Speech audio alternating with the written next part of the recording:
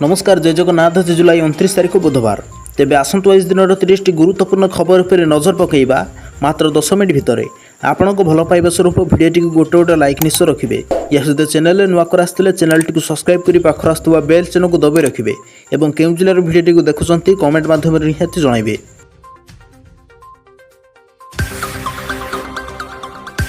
Number 1 PG नामलेखा August 2 तारीख पर्यंत वृद्धि गणशिक्षा मंत्री को सूचना। एणिक पीजी नामलेखा अगस्ट 2 तारीख पर्यंत वृद्धि 2026-27 शिक्षावर्ष स्नातक पीजी पाठ्यक्रम नामलेखा आज अर्थात चॉइस लॉकिंग प्रक्रिया आरंभ कर अगस्ट 2 तारीख राति 11:45 पर्यंत छात्र छात्री साम्स पोर्टाल को जाई निजर पसंदर उच्च शिक्षानुष्ठान नाम लेखाई पारे। या सहित चॉइस लॉकिंग करें। अगस्ट 7 तारीख अपराह 4टार प्रथम मेधा तालिका प्रकाश पाइब। यह तालिकार योग्य छात्र छात्री अगस्ट 7 संध्या 6 अगस्ट 11 तारीख पर्यंत 4टा पर्यंत साम्स पोर्टाल को जाई फ्रीज करें कि स्लाइड करें। ता सहित अगस्ट 8 तारीख 11 तारीख मध्य प्रथम राउंड में योग्य छात्र छात्री शिक्षानुष्ठान नाम लेखाई पारे। सेपरि अगस्ट 17 तारीख अपराह 4टार द्वितीय मेधा तालिका प्रकाश पाइब। या सहित 18 तारीख 20 तारीख मध्य नाम लेखाई पारे। सबुठ गुरुत्वपूर्ण कथा हो अगस्ट 21 तारीख उच्च शिक्षानुष्ठान में पीजी प्रथम वर्ष पाठपढ़ा आरंभ कर गणशिक्षा मंत्री नित्यानंद गौड़ गणमाध्यम को स्पष्ट सूचना देते। नंबर 2 स्थलभाग मुहां अवपात 2 दिन में प्रबल वर्षा संभावना। पाणीपाग विभाग सूचना। स्थलभाग मुहां गभीर अवपात संभावना। उत्तर पश्चिम बंगोपसागर सृष्टि होता गभीर अवपात समुद्र बालेश्वर ठार 120 मीटर दूर रही। आसंता काली ओडिशा और पश्चिमबंग सीमार स्थलभाग अतिक्रम कर प्रभाव 2 दिन जाए राज्य में प्रबल वर्षा सहित बिजुली घड़घड़ी होवार संभावना रही। प्रबल वर्षा प्रभाव समुद्र अशांत रही संभावना थी 29 तारीख जाए मत्स्यजीवी मानक समुद्र भितर को न जाक बारण कर आसंता 31 तारीख पर्यंत राज्य में विभिन्न जिले में वर्षा बने पाणीपाग पक्षर स्पष्ट गाइडलाइन जारी कर आज सुंदरगढ़ झारसुगुड़ा बरगढ़ और संबलपुर जिला ऑरेंज वार्निंग जारी कर जिला मानकर अधिक वर्षा कि गोटे कि 2टी स्थान में बिजुली घड़घड़ी होपे कि बालेश्वर भद्रक जाजपुर देवगढ़ अनुगुल ढेंकानाल केन्दुझर मयूरभंज सुवर्णपुर बौद्ध नुआपड़ा और बलांगीर जिले में अधिक वर्षा होपे। आसंता अगस्ट 3 तारीख जाए राज्य में अधिकांश जिला ऑरेंज वार्निंग जारी कर नंबर 3 मुसलधारा वर्षा जारी आज यह सब जिले स्कूल और कॉलेज गुड़िक छुट्टी। मुसलधारा वर्षा जो आज यह सब जिले स्कूल और कॉलेज छुट्टी। भारतीय पाणीपाग आईएमडी विभिन्न अंचल पुणी प्रबल वर्षार सतर्कता जारी कर छात्र छात्री और अभिभावक मैंने आसंता काली अर्थात 29 जुलाई 2026 स्कूल छुट्टी घोषणा होने उत्साह सहित अपेक्षा कर जेहेतु देशव्यापी कौन स्कूल छुट्टी नहीं किंतु प्रबल वर्षा द्वारा प्रभावित अंचल स्कूल छुट्टी होवार आशंका कर स्थिति खराब हेले कि जलबंदी बन्या कि भूस्खलन आशंका थे छुट्टी घोषणा कर। आईएमडी पूर्वानुमान अनुसार 24 घंटा मध्य पश्चिम घाट मध्य भारत हिमालय राज्य और उत्तर पूर्व भारत में प्रबल अति प्रबल वर्षा होवर पूर्वानुमान कर बर्तमान उत्तराखंड में लगातार वर्षा होती तेणु आईएमडी पक्षर किसी जिला मानक स्कूल छुट्टी जारी कर हिमाचल प्रदेश में मंडी कुल्लू कांकड़ा शिमला सोलान और सैरमर जिला कर्तृपक्ष परिस्थिति पर नजर रखिंट। झारखंड और छत्तीसगढ़ कथा कहवाक गले झारखंड और छत्तीसगढ़ में वर्षा कार्यकलाप जारी होवार संभावना रही। सेठार जिला प्रशासन वर्षार तीव्रता और स्थानीय परिस्थिति पर नजर रखी स्कूलगुड़िक छुट्टी निष्पत्ति नहीं पारती। नंबर 4 एलपीजी को नहीं सरकार बड़ निष्पत्ति। रोषे गैस जोगाणार हो बड़ परिवर्तन। एलपीजी को नहीं सरकार बड़ निष्पत्ति। भारत निजर शक्ति सुरक्षा को सुदृढ़ करने आउ एक बड़ पदक्षेप नेବାକୁ जाउछंती। मिलता सूचना अनुसार सरकार 2027 मसीह देश में मोट एलपीजी आमदानी प्राय 25% अंश अमेरिकार किणवा योजना कर निष्पत्तिर मुख्य उद्देश्य होची मध्यप्राच्य पर निर्भरशीलता ह्रास करने और गैस जोगाण को सुरक्षित करने अमेरिका प्रस्तावित वाणिज्यिक चुक्ति को आगक बढ़ावा। भारत विश्वर तृतीय बृहत्तम अशुद्ध तैल आमदानकारी और उपभोक्तार देश अटे। सरकार तथ्य अनुसार 2025 मसीह देश में प्राय 218 कोटी टन एलपीजी आमदानी करुला जो प्राय 90% गैस मध्यप्राच्य देशगुड़िक आसाला। सेपरि देश में व्यवहृत मोड एलपीजी प्राय 66% भाग आमदानी माध्यम पूरण कर एवं स्थित कौन भी भू राजनीतिक उत्तेजना भारत में गैस जोगाण पर सीधासलख प्रभाव पकई थाए। सूत्र अनुसार इंडियन ऑयल आईओसी भारतीय पेट्रोलियम बीपीसीएल और हिंदुस्तान पेट्रोलियम अर्थात एचपीसीएल आगामी 1 और 2 मास मध्य अमेरिका 2027 मसीहा एलपीजी किणवा टेंडर जारी करपारती। तेणु ଏହା ବ୍ୟତୀତ ଏହି କମ୍ପାନୀଗୁଡ଼ିକର ଏକ ପ୍ରତିନିଧି ଦଳ ଆସନ୍ତା ମାସରେ ଆମେରିକା ଗସ୍ତ କରି ଗ୍ୟାସ୍ ଯୋଗାଣ ନେଇ ଆଲୋଚନା ମଧ୍ୟ କରିପାରନ୍ତି। नंबर 5 सरकार बड़ घोषणा। राखी पूर्णिमा ठार प्रति मासरे महिला खाता घसी 2500 टंका। सरकार बड़ घोषणा। रक्षाबंधन पूर्व दिल्ली मुख्यमंत्री रेखा गुप्ता को बड़ घोषणा कर मंत्री कहते कैबिनेट निष्पत्ति माध्यम दिल्ली माँ भौणी मानक दी जाइथिबा प्रतिनिधि पूर्ण कर जाउछि। प्रति मासरे 2500 टंका प्रदान करथिबा लक्ष्य भंडार योजना को अनुमोदन मिली। यह योजना पोर्टाल अगस्ट 1 तारिख आरंभ कर राखी समय महिला मान पाखे यार लाभ पहुंचाइबा आरंभ हो। ट्विटर आप्र एक पोस्टर मुख्यमंत्री रेखा गुप्ता कहते दिल्ली लक्ष्य भंडार योजना पोर्टाल अगस्ट 1 तारिख खोल योग्य माँ भौणी मैंने आवेदन करेंगे और प्रक्रिया शेष होगा 2500 टंकार प्रथम किस्ती महिला रक्षाबंधन में मिल। मुख्यमंत्री आहरी मध्य କହିଛନ୍ତି ଏହି ମାସିକ ସହାୟତା ଜଣେ ମାଙ୍କ ଔଷଧ ଖର୍ଚ୍ଚ ପାଣ୍ଠି ଯୋଗାଇବ, ଝିଅର ଶିକ୍ଷାକୁ ବୃଦ୍ଧି କରିବ ଏବଂ ପରିବାର ଦୈନନ୍ଦିନ ଖର୍ଚ୍ଚ ମଧ୍ୟ ସହାୟତା କରିବ। ଏହା କେବଳ ଆର୍ଥିକ ସହାୟତା ନୁହେଁ, ବରଂ ଏହା ଦିଲ୍ଲୀର ମା ଭଉଣୀମାନଙ୍କର ମର୍ଯ୍ୟାଦା, ଆତ୍ମବିଶ୍ୱାସ ଏବଂ ଆତ୍ମନିର୍ଭରଶୀଳତା ପ୍ରତି ଏକ ପ୍ରତିବଦ୍ଧତା। ନମ୍ବର 6, ଖୋଲା ବଜାର ସରକାର ବିକିପାରିବେନି ଡାଲି, କେନ୍ଦ୍ର ସରକାରଙ୍କ ସୂଚନା। ଏଣିକି ଖୋଲା ବଜାରରେ ସରକାର ବିକିପାରିବେନି ଡାଲି। ଏଲିନୋ ପ୍ରଭାବରେ ଅମଳ କମିବା ଆଶଙ୍କା ଥିବାରୁ କେନ୍ଦ୍ର ସରକାର ଖୋଲା ବଜାରରେ ଡାଲି ବିକ୍ରି ବନ୍ଦ କରିବା ଉପରେ ବିଚାର କରୁଛନ୍ତି। ଦରଦାମ ସ୍ଥିତି ଉପରେ ଲଗାମ କଷିବା ପାଇଁ ସରକାର ଡାଲି ଭଣ୍ଡାର ସୃଷ୍ଟି କରୁଛନ୍ତି। ନିୟମିତ ବ୍ୟବଧାନରେ ସେଥିରୁ ଡାଲି ବାହାର କରି ତାହାକୁ ଖୋଲା ବଜାରରେ ବିକ୍ରି କରାଯାଇଥାଏ। ବର୍ତ୍ତମାନ ଚଳିତ ବର୍ଷ କିନ୍ତୁ ସେହି ଡାଲିକୁ ବିକ୍ରି କରିବା ପରିବର୍ତ୍ତେ ଯେକୌଣସି ପ୍ରକାର ଅଭାବ ସ୍ଥିତିର ମୁକାବିଲା କରିବା ପାଇଁ ରଖିବାକୁ ସରକାର ଯୋଜନା କରୁଛନ୍ତି। ଖୋଲା ବଜାରରେ ଡାଲି ବିକ୍ରି ବନ୍ଦ କରିବାକୁ ଉପଭୋକ୍ତା ବ୍ୟାପାର ମନ୍ତ୍ରାଳୟ ପକ୍ଷରୁ ସୂଚନା ରହିଛି। ସଂଗ୍ରହଠାରୁ 9 ମାସ ପର୍ଯ୍ୟନ୍ତ ଡାଲିକୁ ଭଣ୍ଡାର ରଖିବାକୁ ଉପଭୋକ୍ତା କହିଛନ୍ତି। ଏହାସହିତ ବ୍ୟାପାର ମନ୍ତ୍ରାଳୟ କହିଛି ଯେ ଆଗାମୀ ଖରିଫ ଏବଂ ରବି ଋତୁରେ ଫସଲ ଅମଳ କିଭଳି କରାଯିବ ତାହାର ଏକ ସ୍ପଷ୍ଟ ଚିତ୍ର ନ ଆସିବା ପର୍ଯ୍ୟନ୍ତ ଡାଲି ବିକ୍ରି ନ କରିବାକୁ ଆବେଦନ ମଧ୍ୟ କରାଯାଇଛି। କେନ୍ଦ୍ର ସରକାର ଚାଷୀଙ୍କଠାରୁ ସିଧାସଳଖ ଡାଲି କିଣି ଏବଂ ମୂଲ୍ୟ ସ୍ଥିରତା ପାଣ୍ଠି ଜରିଆରେ କିଛି ଡାଲି ଆମଦାନୀ କରି ଭଣ୍ଡାର ରଖିଛନ୍ତି। ସେହି ଭଣ୍ଡାରରେ ବର୍ତ୍ତମାନ 4 ନିୟୁତ ଟନ୍ ଡାଲି ରହିଛି। ଚଳିତ ବର୍ଷ ଜୁଲାଇ 17 ତାରିଖ 692 ନିୟୁତ ହେକ୍ଟର ଡାଲି ଚାଷ କରାଯାଇଛି, ଯାହା ପୂର୍ବ ବର୍ଷ ତୁଳନାରେ 55% କମ୍ ରହିଥିବା ଗଣମାଧ୍ୟମିକ ରିପୋର୍ଟରେ ଖୁଲାସା ହୋଇଛି। ନମ୍ବର 7, ହୀରାକୁଦର ଷୋଳ ଫାଟକ ଖୋଲା, 2.90 ଲକ୍ଷ କ୍ୟୁସେକ୍ ଜଳ ନିଷ୍କାସନ। ଏଣିକି ହୀରାକୁଦର ଷୋଳ ଫାଟକ ଖୋଲା। ଗତ 3 ଦିନ ହେବ ହୀରାକୁଦର ଜଳଭଣ୍ଡାର ଉପରକୁ ମୁଣ୍ଡଳକୁ ବନ୍ୟା ଜଳ ବଢ଼ିବାରେ ଲାଗିଛି।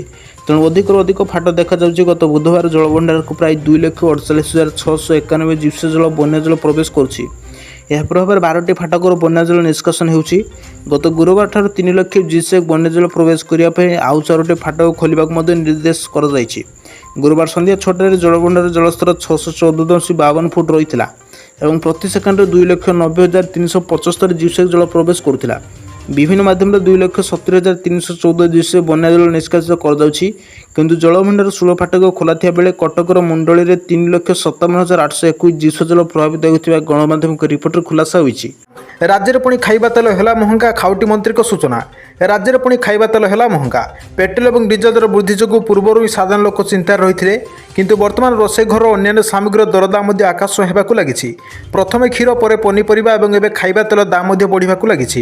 ଏଥିରେ ସୋରିଷ ତେଲ, ଚିନାବାଦାମ ତେଲ, ତିଳ ତେଲ, କଞ୍ଚା ପାମ୍ ତେଲ ଏବଂ ବୋଇନାଲ ତେଲ ମଧ୍ୟ ସାମିଲ ରହିଛି। ଏହା ପ୍ରଭାବରେ ପୁଣି ଥରେ ଗୃହିଣୀମାନଙ୍କ ରୋଷେଇ ଘର ବଜେଟ୍ ବିଗିଡ଼ିବାର ମଧ୍ୟ ଆଶଙ୍କା ପ୍ରକାଶ ପାଇଛି। ଦୈନନ୍ଦିନ ଖର୍ଚ୍ଚ ବଢ଼ିବା ଯୋଗୁଁ ସାଧାରଣ ପରିବାର ଉପରେ ଏହା ଅଧିକ ଆର୍ଥିକ ଚାପ ପଡ଼ିପାରେ। ବିଶେଷ କରି ଖାଇବା ତେଲ ପ୍ରାୟତଃ ପ୍ରତ୍ୟେକ ଘର, ହୋଟେଲ ଏବଂ ରେଷ୍ଟୁରାଣ୍ଟରେ ବହୁଳ ପରିମାଣରେ ବ୍ୟବହାର ହୋଇଥାଏ। ଏହା ବିଶେଷ କରି ପର୍ବପର୍ବାଣୀ ସମୟରେ ମଧ୍ୟ ଏହାର ଅଧିକ ଚାହିଦା ମଧ୍ୟ ବଢ଼ିଥାଏ। ଏଭଳି ସ୍ଥିତିରେ ଗତ 1 ମାସ ହେବ ଖାଇବା ତେଲ ଦାମରେ ମଧ୍ୟ ବେଶ ବୃଦ୍ଧି ଦେଖିବାକୁ ମିଳିଛି।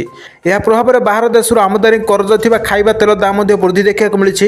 ଏହାର ମୂଲ୍ୟ ବୃଦ୍ଧି ପ୍ରଭାବରେ ସିଧାସଳଖ ଗ୍ରାହକମାନଙ୍କ ଉପରେ ପଡ଼ିବ ଏବଂ ଘରୋଇ ବଜାର ମଧ୍ୟ ପ୍ରଭାବିତ ହେବାର ମଧ୍ୟ ଆଶଙ୍କା ପ୍ରକାଶ ବୃଦ୍ଧି ପାଇଛି। ନମ୍ବର 2, ହଠାତ୍ 60,000 କମିଗଲା ସୁନା ରୂପା, ଗ୍ରାହକଙ୍କ ପାଇଁ ଆସିଲା ବଡ଼ ଖୁସି ଖବର। ହଠାତ୍ କମିଗଲା 60,000 ସୁନା ଏବଂ ରୂପାର ଦର। ଏହି ସପ୍ତାହ ଆରମ୍ଭରୁ ସୁନା ଏବଂ ରୂପା ମୂଲ୍ୟ ଲଗାତାର ଭାବେ ବୃଦ୍ଧି ହେଉଥିଲା ଏବଂ ଲଗାତାର 3 ଦିନ ଧରି ଉଭୟ ମୂଲ୍ୟବାନ ଧାତୁ ମଧ୍ୟ ମହଙ୍ଗା ହେଉଥିଲା। କିନ୍ତୁ ଶୁକ୍ରବାର ଦିନ ସେମାନଙ୍କର ବୃଦ୍ଧି ହଠାତ୍ ବନ୍ଦ ହୋଇଯାଇଛି ଏବଂ ସେଗୁଡ଼ିକ ମଧ୍ୟ ଶସ୍ତା ହୋଇଥିବା ଦେଖିବାକୁ ମିଳିଛି। ଆଜି ରୂପାର ମୂଲ୍ୟରେ ଏକ ବଡ଼ ଧନ ହ୍ରାସ ଘଟିବାକୁ ମିଳିଛି। ଆଜି ରୂପା ମୂଲ୍ୟରେ ଏକ ବଡ଼ ଧନ ହ୍ରାସ ଘଟିଛି। ଏହା ହଠାତ୍ କିଲୋଗ୍ରାମ ପିଛା 5,000 ଟଙ୍କାରୁ ଅଧିକ ଶସ୍ତା ମଧ୍ୟ ହୋଇଛି। ସେହି ସମୟରେ ଫ୍ୟୁଚର ଟ୍ରେଡିଂରେ ସୁନାର ମୂଲ୍ୟ ମଧ୍ୟ ହ୍ରାସ ପାଇଛି।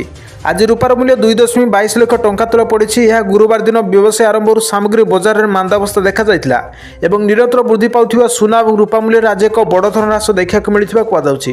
ସେହିପରି ଗତ ସପ୍ତାହରେ ଶେଷ ବ୍ୟବସାୟୀ ଦିବସରେ ମଧ୍ୟ ମଲ୍ଟି କମୋଡିଟି ଏକ୍ସଚେଞ୍ଜରେ ସେପ୍ଟେମ୍ବର 4 ତାରିଖରେ ଶେଷ ହୋଇଥିବା ରୂପା ଫ୍ୟୁଚର୍ସ ମୂଲ୍ୟ କିଲୋଗ୍ରାମ ପ୍ରତି 2,16,013 ଟଙ୍କାରେ ବନ୍ଦ ହୋଇଥିଲା। କିନ୍ତୁ ଏ ସପ୍ତାହରେ ପ୍ରଥମ 3ଟି ବ୍ୟବସାୟରେ ବୁଧବାର ବନ୍ଦ ହେବା ସୁଦ୍ଧା ମଧ୍ୟ 1 କିଲୋଗ୍ରାମ ରୂପାର ମୂଲ୍ୟ ମଧ୍ୟ 2,26,998 ଟଙ୍କାରେ ପହଞ୍ଚିଛି। ନମ୍ବର 3, କେନ୍ଦ୍ର ସରକାର ବଢ଼ାଇଲେ ମହଙ୍ଗା ଭତ୍ତା, ଏହିସବୁ କର୍ମଚାରୀଙ୍କ ବଢ଼ିବ ଦରମା। କେନ୍ଦ୍ର ସରକାର ବଢ଼ାଇଲେ ମହଙ୍ଗା ଭତ୍ତା। ଦେଶର ଲକ୍ଷ ଲକ୍ଷ କେନ୍ଦ୍ରୀୟ କର୍ମଚାରୀ ଜୁଲାଇ ମାସରେ ହେବାକୁ ଥିବା ମହଙ୍ଗା ଭତ୍ତା ଡିଏରେ ବୃଦ୍ଧିକୁ ଅପେକ୍ଷା କରିଛନ୍ତି। ସେମାନେ ମହଙ୍ଗା ଭତ୍ତାରେ 2-3% ବୃଦ୍ଧି ହେବାର ଆଶା ରଖିଛନ୍ତି। ଏହି ସମୟରେ ସରକାର ସିପିଏସ୍ଇ କର୍ମଚାରୀମାନଙ୍କ ପାଇଁ ମହଙ୍ଗା ଭତ୍ତା ବୃଦ୍ଧି କରିବାକୁ ଯୋଜନା କରୁଛନ୍ତି, ଅର୍ଥାତ୍ ସେମାନଙ୍କ ଦରମାରେ ବୃଦ୍ଧି ଘଟିବାକୁ ଯାଉଛି। ବଢ଼ୁଥିବା ମହଙ୍ଗାକୁ ଦୃଷ୍ଟିରେ ରଖି ସରକାର ଏଭଳି ନିଷ୍ପତ୍ତି ଗ୍ରହଣ କରିଥିବା କୁହାଯାଉଛି। ଏହାଦ୍ୱାରା କର୍ମଚାରୀମାନଙ୍କର ମାସିକ ବଜେଟ୍ ଉପରେ ମହଙ୍ଗାର ହାର କମ୍ ପଡ଼ିବ। ପ୍ରକୃତରେ କେନ୍ଦ୍ର ସରକାରଙ୍କ ଅଧୀନରେ ଥିବା ଲୋକ ଉଦ୍ୟୋଗ ବିଭାଗ ଇଣ୍ଡଷ୍ଟ୍ରିଆଲ ଡିନସେସନ୍ ଆଲାଉନ୍ସ ପକ୍ଷରୁ ଶିଳ୍ପ ମହଙ୍ଗା ବୃଦ୍ଧି କରାଯାଇଛି ଏବଂ ଆଇଡିଆର ନୂତନ ହାର ମଧ୍ୟ କମିଛି। ଅର୍ଥାତ୍ ସିପିଏସ୍ଇ ଏଫ୍ଡି କେନ୍ଦ୍ର ସରକାରଙ୍କ ଦ୍ୱାରା ସ୍ୱାମୀନତରେ ଥିବା କମ୍ପାନୀଗୁଡ଼ିକର ଅଧିକାରୀ ଏବଂ ଅଣ ୟୁନିୟନ ସୁପରଭାଇଜରମାନେ ଏହି ଡିଏ ବୃଦ୍ଧିର ଲାଭ ପାଇପାରିବେ। केन्द्र लोक उद्योग विभाग विज्ञप्ति अनुसार 1987, 1997, 2007 और 2017 वेतनभोगी मैंने अंतर्भुक्त रही। एने राज्य सरकार पक्षर स्पष्ट गाइडलाइन जारी कर नंबर 4 पीएम फसल बीमा अगस्ट 15 जाए वृद्धि होगा दाबी मोदी सरकार सूचना। पीएम फसल बीमा योजना अगस्ट 15 जाए वृद्धि अवधि। प्रधानमंत्री फसल बीमा चाषी पंजीकरण अवधि अगस्ट 15% वृद्धि करने दाबी कर कांग्रेस। यह समयसीमा मध्य जेपरी राज्य में 30 लाख ऊर्ध्व ऋण और अणऋण चाषी पंजीकृत करेंगे। यह समयसीमा मध्य जेपरी राज्य में 30 लाख ऊर्ध्व ऋण चाषी और अणऋण चाषी पंजीकृत करेंगे से दिगरे सरकार पदक्षेप नेउछंती। एने कांग्रेस समवाय प्रकोष्ठ अधिक नियम एने कांग्रेस समवाय प्रकोष्ठ अध्यक्ष अमीय पट्टनायक दाबी करिसेंती। विशेषकर पंचायत परिवार प्रति राजस्व ग्राम को फसल बीमा क्षेत्र में 1 यूनिट भाव में टंका मिलिबो। या सहित विज्ञप्ति 8टी फसल परिवर्ते अधिक अमलक्षम और अन्य फसल गुड़िकर बीमा परिसरभुक्त करने दाबी करिसेंती। जहाँफल बन्या बात्या मरुड़ी और विभिन्न प्राकृतिक विपर्यय द्वारा फसल हानि होता चाषी मान पर्याप्त परिमाण टंका मिल पार। बीमा पंजीकृत चाषी मैंने किपरि सहजरे क्षतिपूरण करेंगे ताहार प्रतिकार पर भारत सरकार नुआ नियम आने को खूब शीघ्र जाउछंती। सूचनायोग्य वर्तमान प्रधानमंत्री फसल बीमा चाषी पंजीकरण अवधि जुलाई 31 पर्यंत रही, किंतु फसल बीमा अगस्ट 15 जाए बढ़ाइबा दाबी कर कांग्रेस। नंबर 5 राज्य में पेट्रोल और डीजेल दर है वृद्धि। जानतु केते बढ़िला दर। आज राज्य में पेट्रोल और डीजेल दर है वृद्धि। ओडिशा राजधानी भुवनेश्वर गत 24 घंटा मध्य पेट्रोल और डीजेल दर सामान्य वृद्धि पाई। जुलाई 24 तारीख 2026 शुक्रवार दिन भुवनेश्वर पेट्रोल दर लिटर पिछा 110 टंका 49 पैसा और डीजेल दर लिटर पिछा 102 टंका 9 पैसा बिक्री होगी। अन्यपटे कटक सहर में 24 घंटा मध्य इंधन दर सामान्य ह्रास देखा मिली। जुलाई 24 तारीख में कटक पेट्रोल दर लिटर पिछा 108 टंका 57 पैसा और डीजेल दर लिटर पिछा 100 टंका 70 पैसा रही। देश में किसी प्रमुख सहर गुड़िकर पेट्रोल और डीजेल दर परिवर्तन देखा मिली। आज दिल्ली में पेट्रोल दर लिटर पिछा 94 टंका 77 पैसा, कोलकाता लिटर पिछा 105 टंका 1 पैसा, मुंबई 103 टंका 50 पैसा और चेन्नई 101 टंका 3 पैसा, भुवनेश्वर लिटर पिछा 110 टंका 49 पैसा रही। से देश में किसी प्रमुख सहर मानकर डीजेल दर परिवर्तन होती। आज दिल्ली में 87 टंका, कोलकाता 91 टंका, मुंबई 90 टंका, चेन्नई 92 टंका और भुवनेश्वर 102 टंका 9 पैसा रही। नंबर 6 बाहुड़ा और सुनावेश मुख्यमंत्री को समीक्षा भिड़ परिचालन पर अधिक गुरुत्व। बाहुड़ा और सुनावेश मुख्यमंत्री को समीक्षा।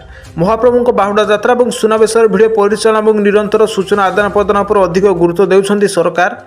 भिड़े जनगहली स्थान चिन्हट पर प्रजुक्ति विद्यार सहायता सहित सीसीटीवी भिडियो को इंटीग्रेटेड कमांड एंड कंट्रोल व्यवस्था जरिए समस्या थिबा स्थान को तुरंत प्रदान कर भिडियो समस्यार समाधान हो पार। बुधवार एने लोकसभा भवन में मुख्यमंत्री मोहन चरण माझी बाहुड़ा यात्रा सुनावेश और नीलाद्री विजय परिप्रेक्षी प्रस्तुतिर समीक्षा कर प्रशासन को एपरी सूचना दी। समस्त नीतिकांत जेपरी सुचारू रूपे पालित हो स्वतंत्र ध्यान देवाक मुख्यमंत्री निर्देशक को कमिटी करिसेंती। बैठक में कहुଯାଇଛି पुरी सहर जिला प्रशासन और पुलिस प्रशासन सजग रही समस्त व्यवस्थार नियमित परिचालन करुछंती। पहंडी रथटଣା दक्षिण मोड़ आडप और मंड दर्शन प्रत्येक सहर में वरिष्ठ अधिकारी मैंने उपस्थित रही नियम को तदारख करथिबा से कहिसेंती। नंबर 7 विवाहित झील अनुकंपामूलक नियुक्ति योग्य राज्य सरकार को सूचना। एणिकी विवाहित झील अनुकंपामूलक नियुक्ति योग्य। बापा मृत्यु पर विवाहित झील अनुकंपामूलक नियुक्ति पाइबा योग्य। केवल विवाहित होता कारण नियुक्ति आवेदन को खारज कर एने ओडिशा हाइकोर्ट स्पष्ट सूचना देइछंती। एक खबर अनुसार केन्द्रापड़ार कादम्बिनी साहू को बापा चाकरी थिबा समय 2015 नवेम्बर 10 तारिख में प्राण हराइथिले। यापर कादम्बिनी अनुकंपामूलक नियुक्ति आवेदन करथिले। मात्र से जड़े विवाहित झील होइतिबार ओडिशा सिविल सर्विस रूल्स 1990 अनुसार से परिवार